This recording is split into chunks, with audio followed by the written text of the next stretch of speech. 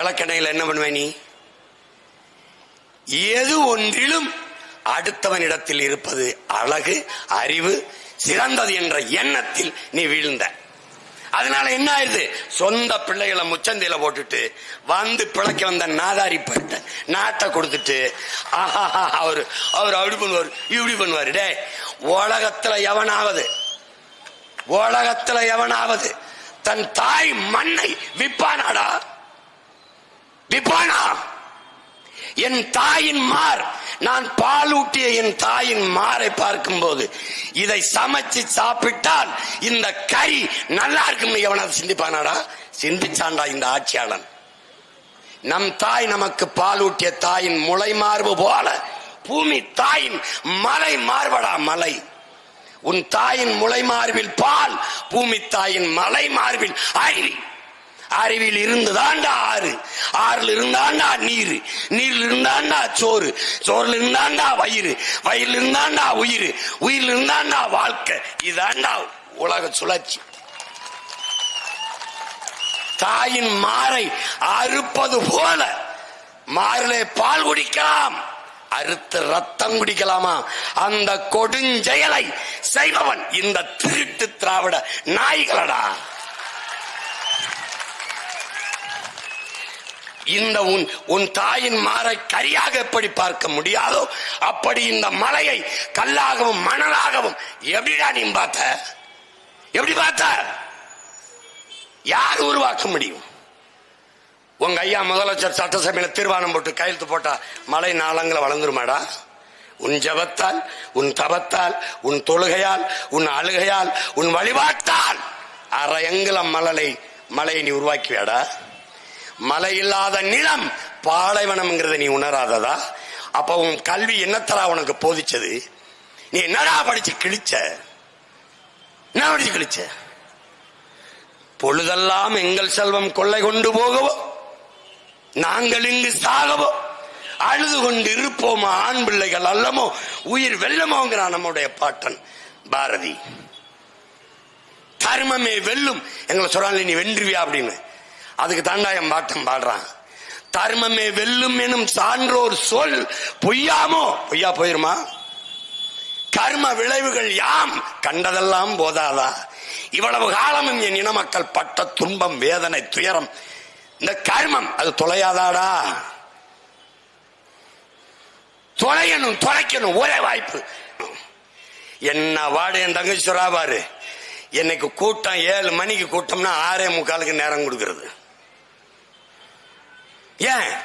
போர் செய்து பழக்கப்பட்ட போர் மரபினன் நான். எந்த நேரம் சண்டை வந்தாலும் சண்டைக்கு தயாரா இருப்போம். அந்த மாதிரி நீ எப்ப கொடுத்தாலும் பேசுவோம். இந்த மைக்கு இல்ல பேசுவோம், இந்த மேடை இல்ல பேசுவோம். என்ன துணிவில் நிற்கிறாய்? நீ ஏன் கூட்டணி வைக்க மாட்டேங்கிறாய்? இந்திய துணைக்கண்டத்திலே மிகப்பெரிய கூட்டணி வைத்திருப்பவன் சீமான் மட்டும்தான், நாம் தமிழர் கட்சி மட்டும்தான். ஒரு நாட்டை தன் மக்களுக்கு சேவை செய்ய தொண்டாற்ற வருகிற ஒருவன் தன் மக்களை முழுமையாக நம்பணும், நேசிக்கணும். உங்கள் பிள்ளைகள் நாங்கள் எங்கள் மக்களை முழுமையாக நம்புகிறோம், நேசிக்கிறோம். அதனால் 8 கோடி மக்களோடு இணைந்து என் மக்களுக்காக இந்த தேர்தலை சந்திக்கிறோம். இதுதான் மாற்று, இதுதான் மாற்றம். என்ன செய்து விட்டார்கள் சீமானும் அவன் பிள்ளைகளும் அவன் தங்கைகளும் தம்பிகளும்? ஓட்டுக்கு காசு கொடுக்காமல் 36 லட்சம் வாக்கை பெற முடியும் என்று காட்டியிருக்கிறார்கள். அதிகாரத்தில் இல்லாமலே எங்கே பேனா சிலையை நீ கட்டிப்பார்.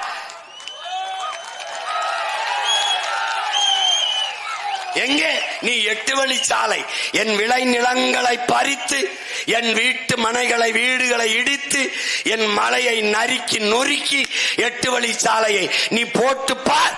முடியல. சிப்காடுக்கு 2000-3000 ஏக்கர் விளை நிலங்களை கையகப்படுத்துவது எங்க? 1 ஏக்கர் நிலத்தை நீ எடுத்துப்பார். இதோ ஈரோட்டில் அருந்ததிய சொந்தங்கள் தாயகம் திரும்பிய நம் மக்கள் வாழ்விடங்களை நீ ஆக்கிரமிப்பு, அப்புறப்படுத்து, வீட்டை எங்க இடிச்சு பார். தம்பி, ஆட்கள் தான் தம்பி, நாங்க சின்ன சின்ன ஆளுங்க, வேலையை ரொம்ப சீரியஸா செய்வோம். நீ ஒண்ணும் பண்ண முடியாது தம்பி. நாங்கெல்லாம் 1-2 படிச்சதே ஜெயில் கம்பி என்னத்தான். ஆமா, என் சொந்தக்காரன் பூரா போலீஸாவும் வக்கீலாவும் இருக்கிறது படிச்சதே எங்களுக்காக தான். இந்திய நிலப்பரப்பில் ஒரே நாளில் 100 வழக்கு வாங்கின ஒருத்தருக்குன்னா நான் தான். உங்களை போல கொள்ளையடிச்சு ஊராஞ்சொத்து திருடி ஒலையில போட்டு 30,000 கோடி 40,000 கோடி திருடி சத்தில்ல, மக்களுக்காக போராடி பேசி பெரியாரை இழிவுபடுத்தி விட்டாருன்னு வழக்கு. பைத்தியக்காரங்களுக்கு பிறந்த பைத்தியக்காரங்களா, 60 ஆண்டுகளா உங்க பெரியார் தாண்டா என் இன மக்களையும் எங்களையும் இழிவுபடுத்திருக்க. உண்மையிலேயே நீங்க எங்கிட்ட இப்படி மண்டிட்டு பொது மன்னிப்பு கேட்கணும்டா.